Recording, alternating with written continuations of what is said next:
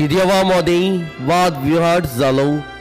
ती एकामेकाक म्हणूंक लागली, आरे हो आनीक आमकां आपलें मांस खावंक कसो दितलो रे.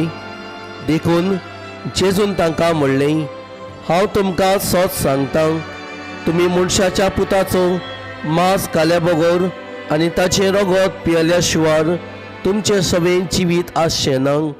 जो म्हजें मांस खाता आनी म्हजें रगत पियेता ताचें सगळें सासणाचें जिवीत आसा, आनी ताका निमाण्या दिसाक हांव पुनर्जिवंत करतलो.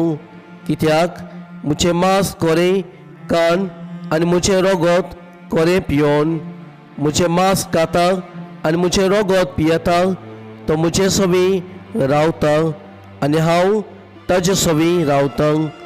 जसो जिव्या बापान म्हाका धाडला आनी बापा वरवीं हांव जिवो आसा, तसोच म्हाका खाता तो म्हजे वरवीं जिवो आसतलो.